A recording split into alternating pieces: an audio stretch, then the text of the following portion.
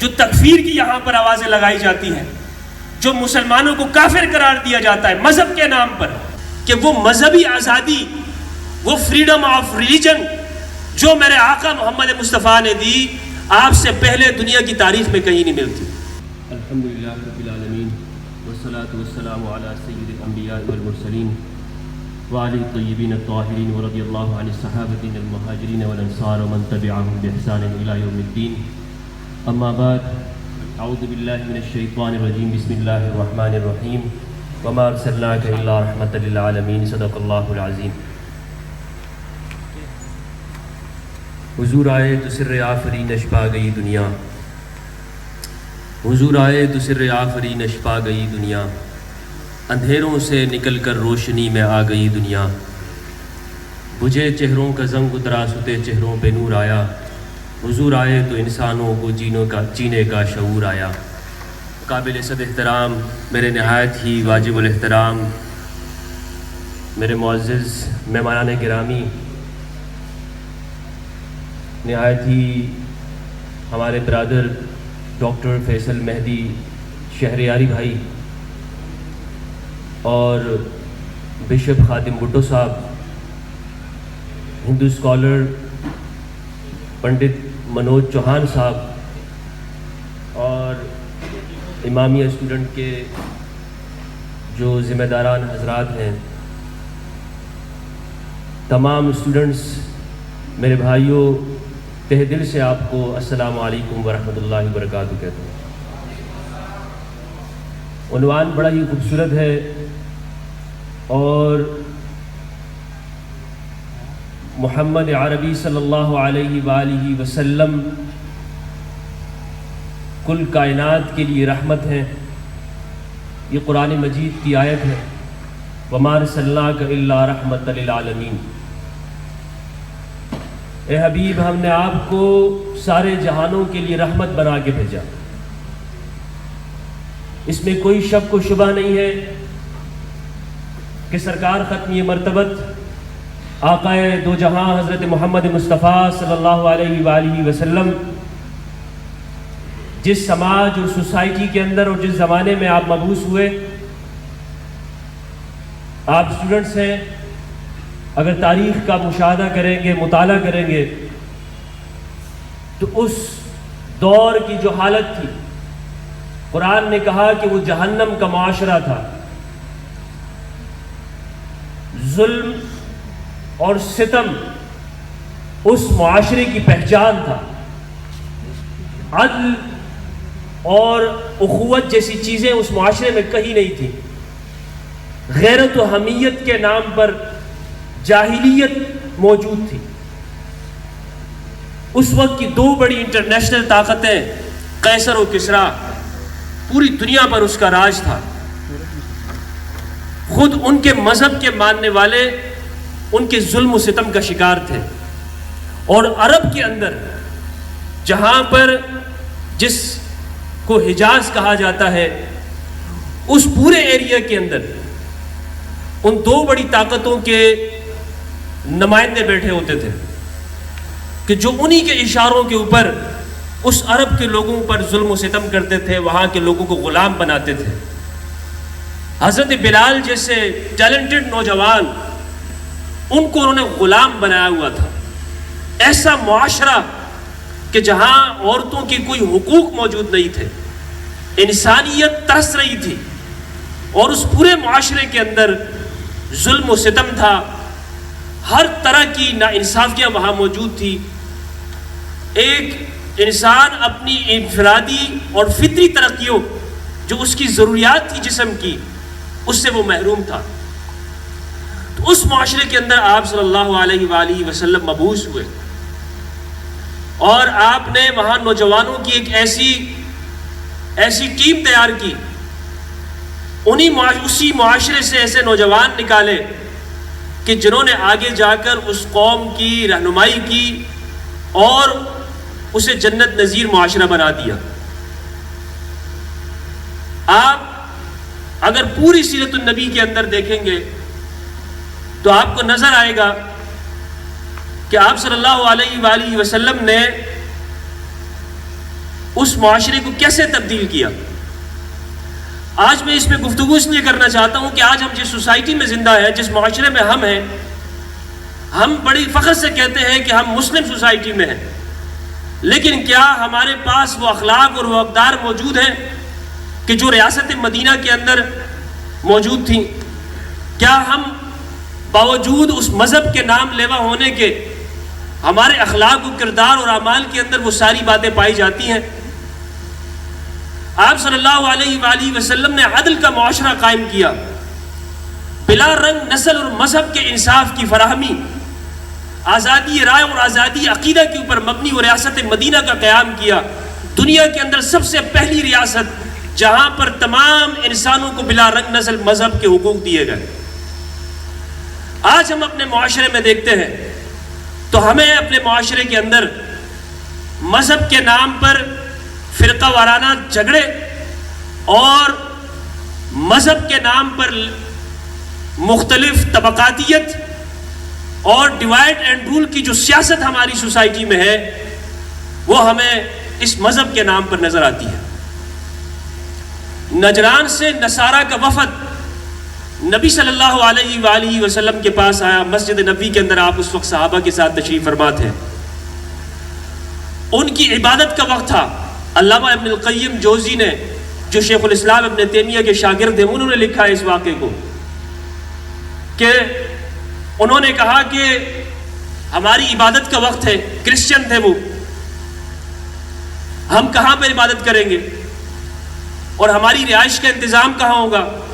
تو آپ صلی اللہ علیہ وآلہ وسلم نے ان کی رہائش کا انتظام مسجد نبی کے اندر فرمایا کہ ان کو باہر رہائش کی ضرورت نہیں ہے, یہ ہمارے مہمان ہیں, مسجد نبی کے اندر ٹھہریں گے. آج ہمارے معاشرے میں غیر مسلم کو اپنی مساجد کے اندر آنے کی اجازت نہیں دیتے. ہم یہ تصور کرتے ہیں کہ صرف مذہب وہ ایک چند اعمال کا نام ہے, چند ظاہری گیٹ اپ کا نام ہے اور اس کا اخلاق سے کوئی تعلق نہیں ہے. پھر عبادت کا جب انہوں نے پوچھا تو آپ صلی اللہ علیہ وآلہ وسلم نے فرمایا کہ اسی مسجد کے اندر اپنی عبادت کرو. نجران کے لوگ جو مسیحی لوگ تھے, کیا ہماری مسجد کے اندر کوئی کرسچن آ کر اپنے مذہب کی عبادت کر سکتا ہے؟ ہم تو یہ کہنے کو تیار ہو جائیں گے کہ وہ تو حضور کے زمانے, حضور کے دور کی بات تھی, آج کل کے تو ہم یہ اجازت خدا جانے کوئی مسجد دے گا یا نہیں دے گا, لیکن ہم شاید اس کو دینے کو تیار نہیں ہوں گے. پھر جو بشپ خادم بھٹو صاحب نے ایک روایت یہاں پر پیش کی, صحیح بخاری کی وہ روایت ہے. پوری روایت اس طرح سے ہے کہ سہل بن حنیف اور ایک دوسرے صحابی وہ قادسیہ کے اندر بیٹھے ہوئے تھے. قادسیہ اس وقت نیا نیا فتح ہوا تھا اور کسرا کے انتظام میں آتا تھا. تو ایک جنازہ وہاں سے گزرتا ہے, وہ غیر مسلم کا تھا اور مجوسی کا ہوگا, قادسیہ چونکہ وہاں پر ان کا علاقہ تھا. تو یہ دونوں صحابہ کھڑے ہو گئے. تو دوسرے لوگوں نے کہا کہ یہ تو کافر کا جنازہ ہے. اہل کتاب نہیں, کافر تھا, جس کو ہمارے یہاں کافر کہا جاتا. تو ان صحابہ نے کہا کہ اس میں ایسی کیا بات ہے؟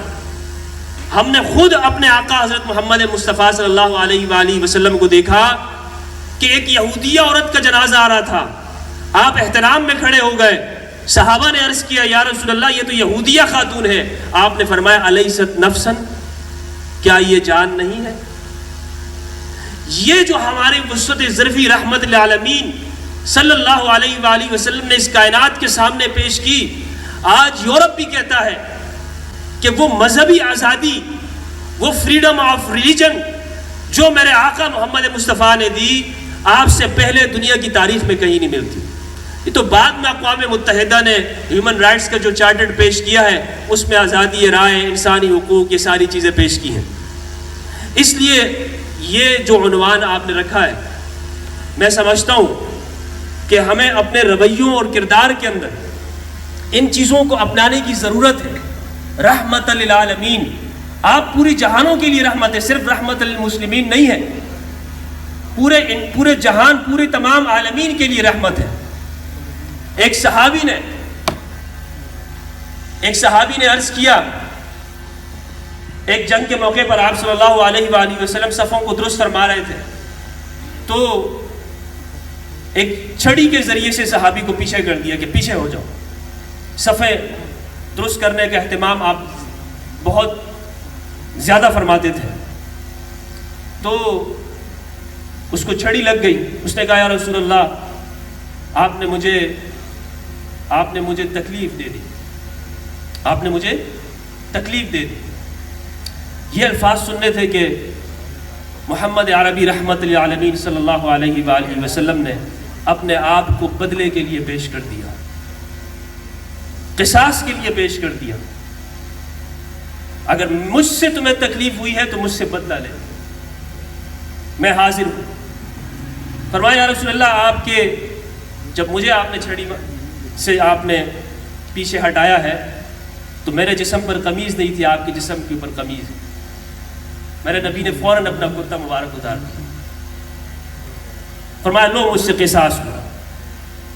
ایک چھڑی کے مارنے کے اوپر، اور وہ بھی آپ کو معلوم ہے کہ عسکری لیڈر اور قائد، اس پر کوئی الزام نہیں ہوتا کہ وہ اگر اپنے لوگوں کو، فوجیوں کو جنگ کے میدان میں پیچھے کر دے. یہ عام دستور ہے، اس کی اجازت ہے، یہ کوئی انسانیت کے خلاف نہیں ہے. لیکن اس کے باوجود جب اس شخص نے مطالبہ کیا تو آپ پیچھے نہ ہٹے، آپ نے فوراً اپنے آپ کو پیش کر دیا. آج ہمارے معاشرے اور سوسائٹی کے اندر جو جتنا اوپر چلا جاتا ہے وہ کہتا ہے کہ میں ہر طرح کے انصاف سے بالاتر ہوں، مجھ سے کوئی پوچھ نہیں سکتا، میری کوئی پوچھ گچھ نہیں ہو سکتی، میں قانون کے سامنے جواب دہ نہیں ہوں. اور پھر ہم یہ بات کرتے ہیں کہ ہم ریاست مدینہ کے لو حامل، ہمیں ریاست مدینہ کے قانون چاہیے یا ہم اس کے نام لیوا ہیں.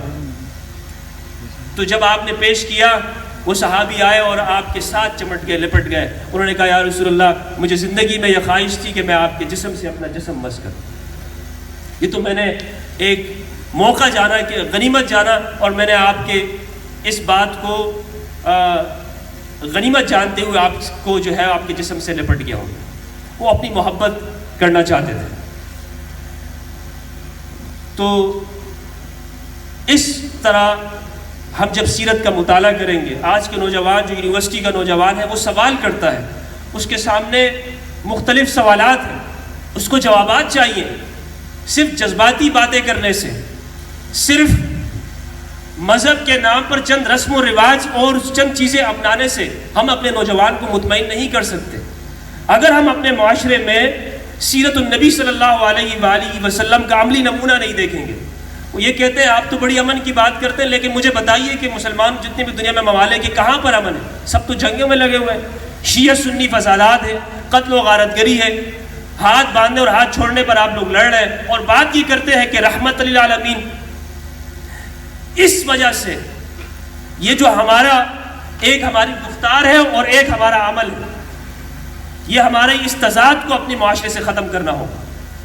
شیعہ سنی جھگڑے، وہ آپ یہ دیکھ لیں کہ جو تکفیر کی یہاں پر آوازیں لگائی جاتی ہیں، جو مسلمانوں کو کافر قرار دیا جاتا ہے مذہب کے نام پر، جو مذہب کو استعمال کرتے ہوئے جو اپنے مسلمان بھائی کی مسجد میں جانے سے منع کیا جاتا ہے، جو یہ کہا جاتا ہے کہ مسلمان دوسرے فرقے کی مسجد میں مت جاؤ، اس شخص کے پاس مت جاؤ، وہ فلاں ہے، اس پر کفر کے فتوے لگا دیے جاتے ہیں. ایسے میں ہم کیا یہ توقع کر سکتے ہیں کہ رحمت للعالمین صلی اللہ علیہ وآلہ وسلم مسجد نبوی میں وفد نجران مسیحی کرسچنز کو اپنی مسجد میں عبادت کی اجازت دیتے ہیں؟ آج ہم اپنے فرقے، اپنے مسلک کے لوگوں کو مسجد کے دروازے بند کر دیتے ہیں، اجازت نہیں ہے. اوپر لکھ دیتے ہیں کہ یہ مسجد تو فلاں کی، یہ فلاں کی. تو رحمت العالمین صلی اللہ علیہ وآلہ وسلم کا یہ پیغام ہے. میں معذرت چاہتا ہوں، میں نے شاید وقت زیادہ لے لیا ہوگا، آپ لوگوں کا یونیورسٹی کے نوجوان ہیں، لیکن میں اسی پر اتفاق کرتا ہوں کہ پروردگار ہم سب کو اتحاد نصیب فرمائے، اور نوجوانوں کو یہ جو آپ بیٹھے ہوئے ہیں، آپ نے ہی کام کرنا ہے آگے جا کر. دین کا، اسلام کا صحیح معنوں کے اندر آپ نے پیغام پہنچانا ہے پوری انسانیت کی طرف، اور تاکہ ہم اس محبتوں کے پیغام کو عام کر سکیں. پاکستان کا یہ خوبصورت چہرہ، یہ خوبصورت گلدستہ جو آپ کے سامنے ہے، یہ ڈاکٹر فیصل مہدی صاحب شیعہ اسکالر ہیں، بشپ خادم بھٹو صاحب کرسچن اسکالر ہیں، ہمارے پنڈت منوج چوہان صاحب ہندو مذہب سے تعلق رکھتے ہیں، سناتن دھرم سے. یہ پاکستان کی خوبصورتی ہے، دنیا کو بتانا ہے ہم نے کہ یہاں پر ہم مذہب کے نام پر لڑتے نہیں ہیں، ہم بھائی بھائی ہیں. والسلام علیکم.